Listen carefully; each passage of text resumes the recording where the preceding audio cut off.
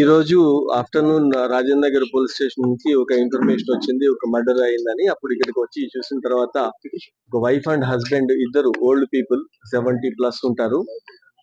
ఇతను bank employee గా పనిచేసి రిటైర్ అయి ఉన్నాడు. వాళ్ళ హస్బెండ్ కూడా ప్రైవేట్ కాలేజీలో లెక్చరర్ గా హెచ్ఓడి గా పనిచేసి రిటైర్ అయి ఉంది.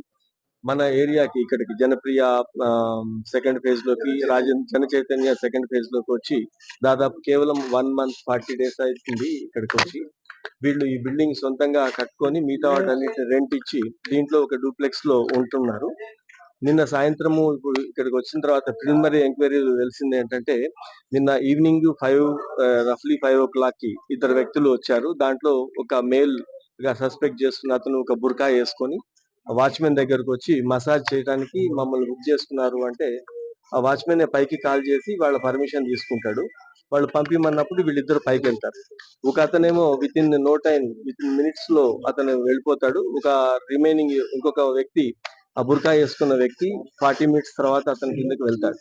ఇప్పటి వరకు మన వెరిఫికేషన్ జరిగిన దాని ప్రకారము వాళ్ళు ఈ మర్డర్ చేశారని చెప్పి ప్రిలిమినరీకి సస్పెక్ట్ చేస్తున్నాము. ఇంకా మిగతా అన్ని కోణాల్లో కూడా ఎంక్వైరీ జరుగుతూ ఉంది. వీళ్ళకి పిల్లలు నలుగురు కూడా, ఇద్దరు యుఎస్ లో, ఇద్దరు లండన్ లో ఉండటంతో ఇంకా మా కాంటాక్ట్ చేయటము, తర్వాత వీళ్ళకి ఏదైనా వేరే ఇష్యూస్ ఏమైనా ఉన్నాయా వాళ్ళే చెప్పగలగాలి. ప్రాపర్టీ రిలేటెడ్ కావచ్చు, లేకపోతే డాక్యుమెంట్స్ ఏమన్నా దేని గురించి ఇంట్లో సెర్చ్ చేసినట్లుగా అంతా కనిపిస్తా ఉంది. కాబట్టి ఏ పరిస్థితులలో వాళ్ళు మర్డర్ అయింది అనేది ఒక కొంతవరకు క్లూ వీళ్ళ పిల్లల్ని కాంటాక్ట్ చేయడానికి ట్రై చేస్తున్నాము.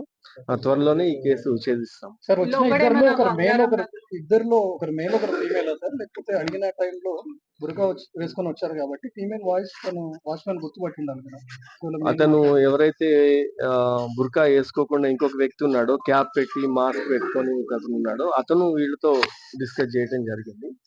కాబట్టి అతన్ని ఫిజికల్ ఫీచర్ ని బట్టి చూస్తే అది మేల్ అనే సస్పెక్ట్ చేస్తున్నాం, మేలే అని అనుకుంటున్నాం. We are working. ఏం లేదు, ఇప్పుడు అక్కడ జ్యువెలరీ ఉందా, వాల్యుబుల్స్ ఉన్నాయా అనేది ఆ ఇంట్లో వాళ్ళు చెప్పాలా, లేకపోతే ఇంకెవరైనా చెప్పాలి. మనం వాళ్ళ ఇంట్లో ఆ క్యాష్ చెస్ట్లు కానీ లేకపోతే అలాంటివి లేవు. ప్రాపర్టీ డాక్యుమెంట్లు మాత్రం ఎక్కడ చూస్తే అక్కడ ఆ జిరాక్స్ కాపీలు అన్ని పడేస్తున్నాయి. దేనికోసం సెర్చ్ చేశారు అనేది ఇంకా వర్కౌట్ అవుతుంది.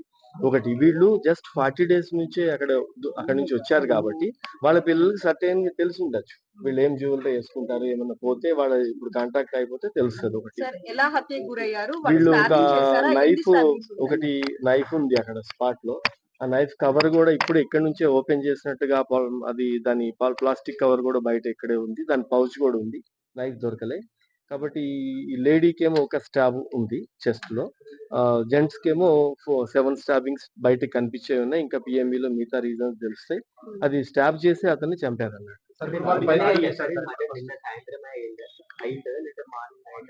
అంటే మనం ఇప్పుడు ప్రతిదీ ఏంటి, ఇక్కడికి వచ్చిపోయే దాంట్లో CCTVs ఫుటేజ్ ఇవన్నీ వెరిఫై చేస్తున్నాము.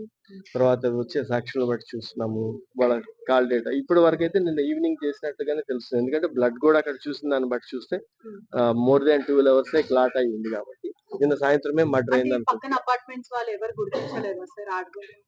ఎవరు లేరు.